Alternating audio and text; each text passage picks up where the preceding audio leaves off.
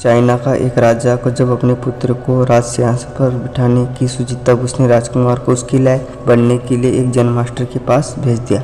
Master ने राजकुमार को कुछ दिनों तक तो अपने पास ही रखा। बाद में 1 साल के लिए राजकुमार को जंगल में जाकर रहने का आदेश दिया। राजकुमार मास्टर के आदेश के अनुसार जंगल में रहने का चला गया।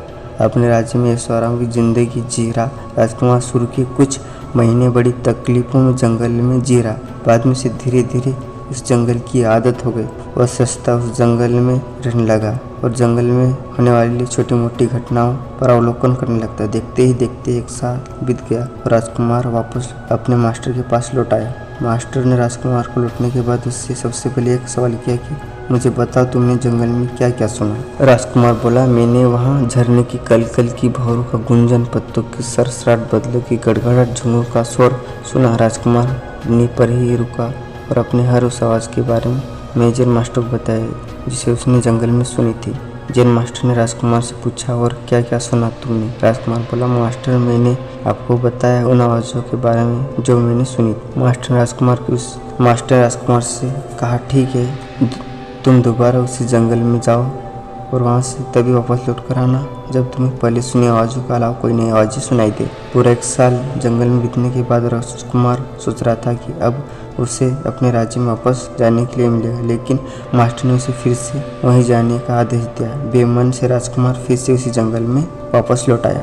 कुछ दिनों तक राजकुमार को कोई भी नई आवाज़ सुनाई नहीं दे रही थी। वह जो भी आवाज़ सुनता था उसे लगता था ये आवाज़ तो कई बार सुन चुका हूँ। फिर राजकुमार ज़्यादा ध्यान देकर पूरी तरह संपूर्ण से अपने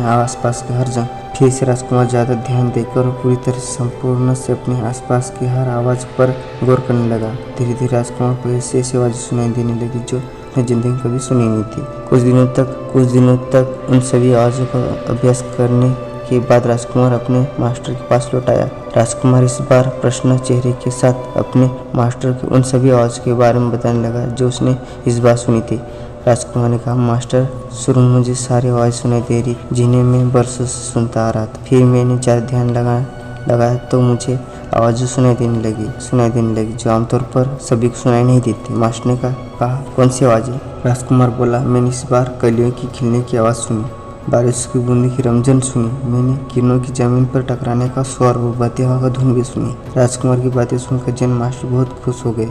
मास्टर ने कहा, अब तुम राजा बनने के लिए बिल्कुल तैयार हो, क्योंकि अब तुम उन आवाज़ों को सुन सकते हो जो अनसुनी है। हर राजा में गुण होना चाहिए कि प्रजा की वो कही और अनकही बातें और भावनाएं समझ ले, तभी वो सही फैसले ले सकता है, उनका विश्वास जीत सकता है और उनको सुखी रख सकता है। इस कहानी से हमें सबसे बड़ी सीख मिल सकती है कि अगर हम अपने जीवन में या करियर में किसी फील्ड में सफल होना चाहते हैं तो हमें उसके हर पहलू जिसे हम जानते हैं और उन्हें भी जिनसे अभी भी लोग अनजान हैं समझना चाहिए और उन्हें एक्सपर्ट बनना चाहिए।